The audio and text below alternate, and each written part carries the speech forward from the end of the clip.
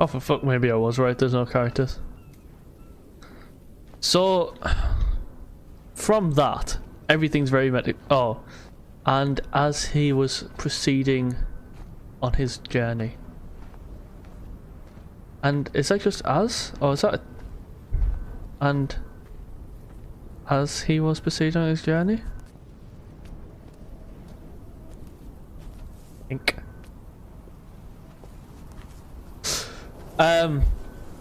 So, one of them's died, I think, from that. He's gone to the moon on this, like, the sheet of paper on opposite sides. To me, that sounds like one of them is dead. But one day they'll come back together. Find... Oh, and... Was... Where? And was come near to... That's fucking hard to read. Damascus. And... Was? And he... Oh my god, there's too much to write. That's the one that was on the board earlier. And he was... If only Donnelly had experienced this, he would have realized he was his own shoreline, as am I. Just as I am becoming this island, so he became his syphilis, retreating into the burning synapses, the stones, the infection. 3 days without sight. I don't get what he said about Donnelly. I totally missed up. Saying that Donnelly didn't experience what he's experienced, basically. I think Donnelly was the guy who hit me with the car, hit Esther with the car, but I'm not completely sure. I was kind of thinking it would be the end when we get to this light, but I'm guessing not. I'm still a bit confused by the story. Like a hangnail, like a drowning man clung onto the wheel, drunk and spiraled, washed onto the lost shore under a moon as fractured as a shattered wing. We cleave, we are flight and suspended, these wretched painkillers, this form inconstant. I will take flight, I will take flight. See, he keeps on using metaphors that very much seem to be like literal to the car crash. Oh, this is like an army, an old army turret or whatever it's called.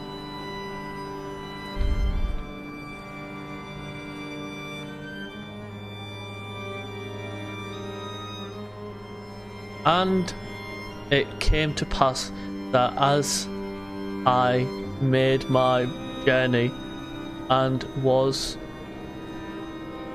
I've got to was. Still feels fucking freezing. No. It's amazing how games can do that. Like whenever you're in like a frozen level, it just feels cold and stuff. If the sound is right, the sound and like wind, I feel like are the big two things to make someone feel cold. It's hard to read when it's on the walls like this. Wait, have we been there? That Buffy over there. Oh, there's no chance of reading that.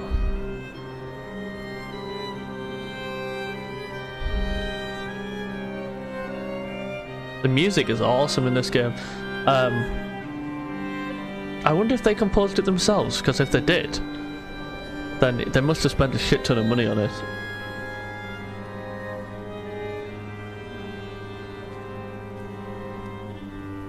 Yeah. Music, I guess music is more for atmosphere though than Blind with panic. I'm trying to think of examples with temperature for music. On the road to Damascus, Paul sat at the roadside hunched up like a gull, like a bloody gull. As useless and as doomed as a syphilitic cartographer, a dying goat herd, an infected leg, a kidney stone, blocking the traffic bound for Sanford and Exeter.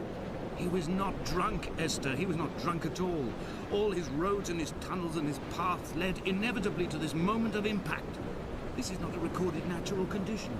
He should not be sat there with his chemicals and his circuit diagrams. He should not be sat there at all. So he was definitely drunk if he hit me and got arrested, or hit Esther and got arrested. They'll have known if he was drunk or not. But I think he's trying to claim that, like, it's not the drunkenness that made him do it, it was inevitable. He, like, it kind of sounds very bitter towards this person, which is understandable, I guess. Yeah, I'm trying to think of games that have music in that kind of set the temperature. The only thing I can think of is Mario Odyssey, with the Mexican, like, music that plays in the desert level. I like the sound of the fence rattling as well. We will leave twin vapor trails in the air, white lines etched into these rocks. This guy seems quite obsessed with me.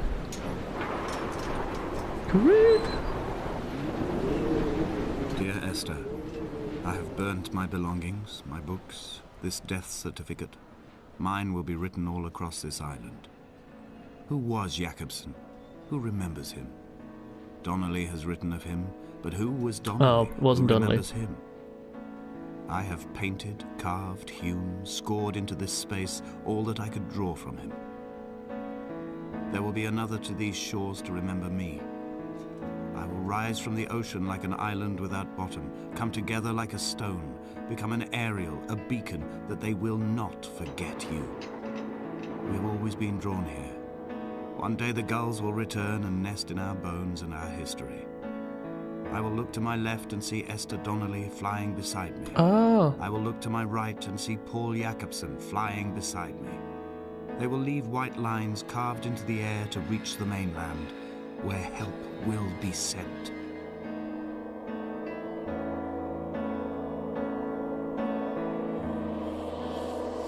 What the fuck?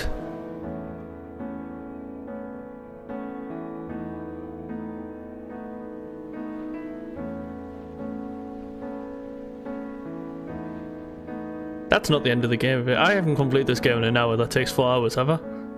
Kind of. Oh, maybe I was doing... Maybe I was playing him? Oh, I'm a bird.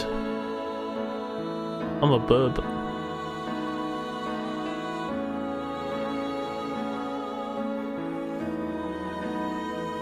If I've completed a 4-hour game in an hour, he just said, come back, Esther, Esther, but I put it in.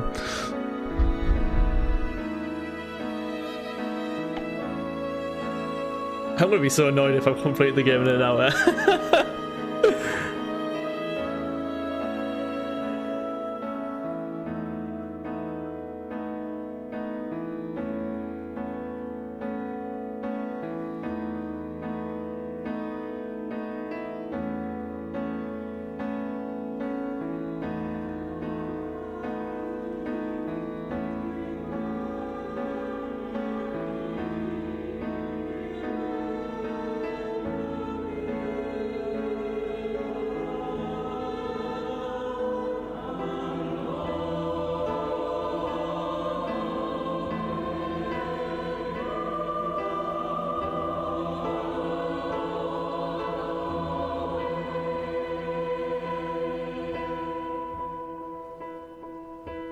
It does feel like an ending though.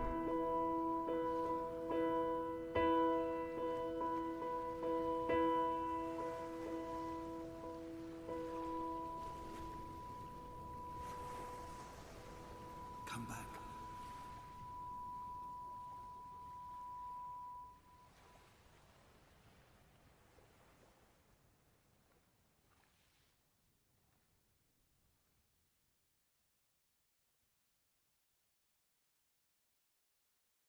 That feels like an ending to me.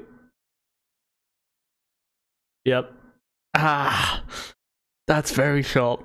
When I googled it, it said 4 hours, but I think I kind of rushed through things. Oh, it's a very small team. Only one programmer on it.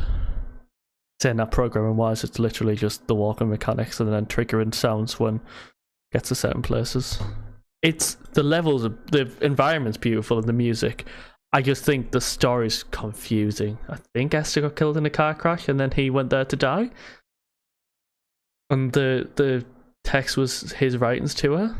I like the idea, and I think it could and should have been expanded.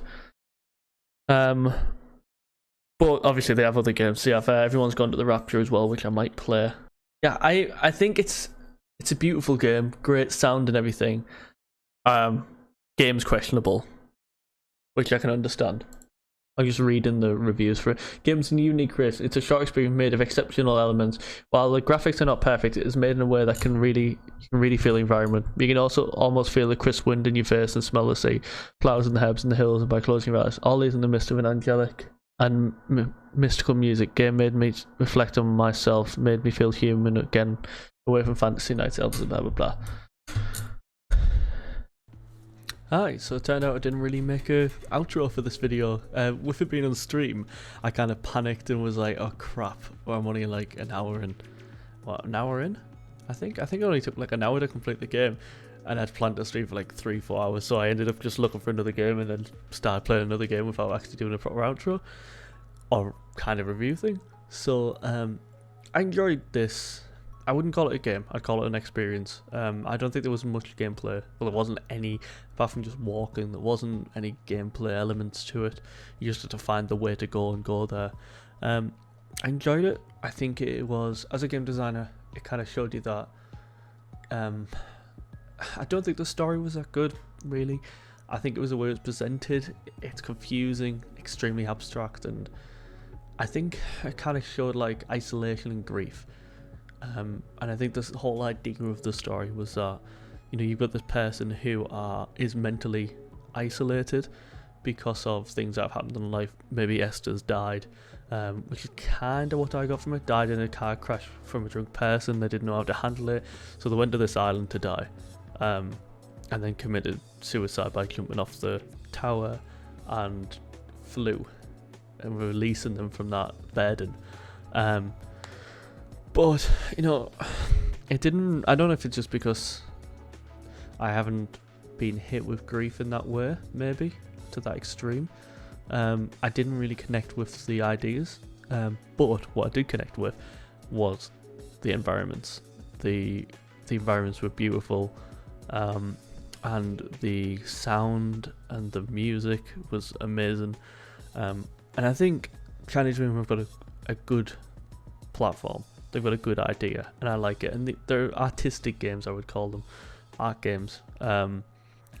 So I can understand some people are not going to like them, because some people are going to go in expecting a game, and it's not. It's an experience.